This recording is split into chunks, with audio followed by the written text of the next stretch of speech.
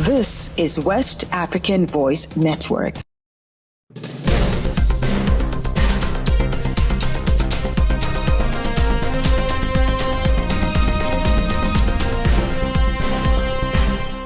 Hello and welcome to Newswave on West African Voice Network. I am Yan Kone. We begin the bulletin in Benin, where court sentences President Talon's former allies to 20 years for conspiracy against the state. Benin's Court for the Repression of Economic Crimes and Terrorism has sentenced Olivier Boko, Oswald Homeki, and businessman Roch Nyeri to 20 years in prison on charges of conspiracy against the state.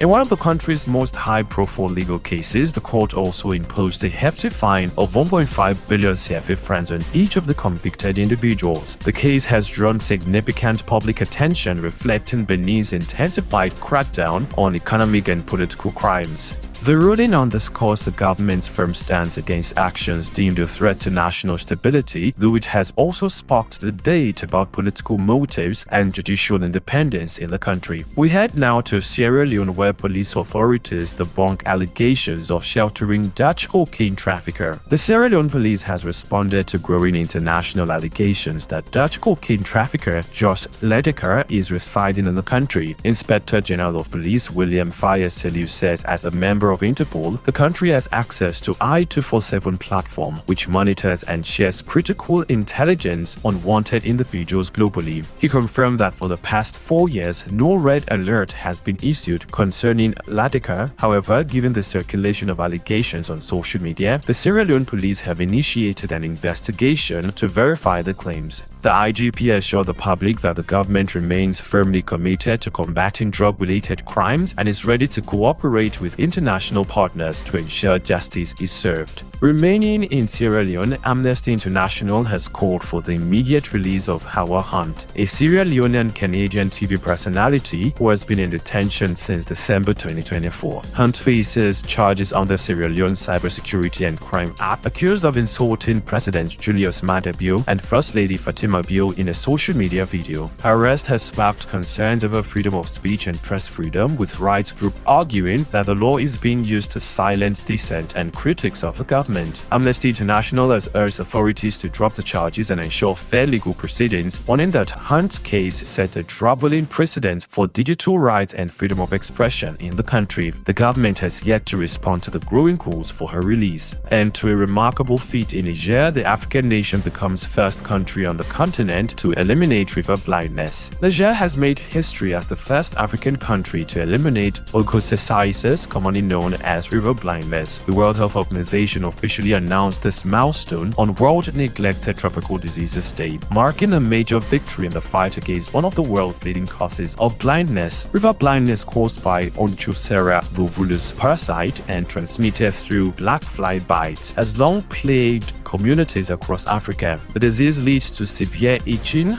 skin damage, and vision impairment, often resulting in permanent blindness. This achievement follows decades of sustained efforts, including mass drug administration, vector control, and community health programs. And still staying in the Sahel, new AES passport enters circulation. The Alliance of Sahel States AES has officially launched the circulation of its national passport. General Daoudou Ali Mohamedine, Malian Minister of Security and Civil Protection, made this announcement on state-owned Nigerian television. This identity document will coexist with the ECOWAS passport, which will remain valid until its expiration date. Citizens will be able to choose to keep their ECOWAS passport or opt for the new AES passport under the same conditions and rates, with identical procedures for obtaining it from the border police. And to news from across the region, SADC convenes emergency summit to address escalating DRC crisis. Heads of government of the Southern African Development Community SADC held an emergency summit today to tackle the deepening crisis in the Democratic Republic of Congo. Chaired by Zimbabwean President Emerson Mnangagwa, the summit seeks to develop regional strategies to address the ongoing security and humanitarian challenges, reinforcing efforts to achieve lasting peace in the DRC. Leaders will review an interim report on the security situation and explore enhanced coordination among regional forces, including the SAMI DRC mission deployed by SADC to support Congolese forces. The This summit follows multiple regional and international initiatives aimed at de-escalating tensions and fostering sustainable peace in the region. And those are some of today's top stories on Newswave. For more news from across the region and beyond, visit WABN.org. Stay connected with us on X, Instagram, Facebook, and LinkedIn at WABN News, and on TikTok and YouTube at West African Voice Network. My name is Yan Kunin. Many thanks for listening.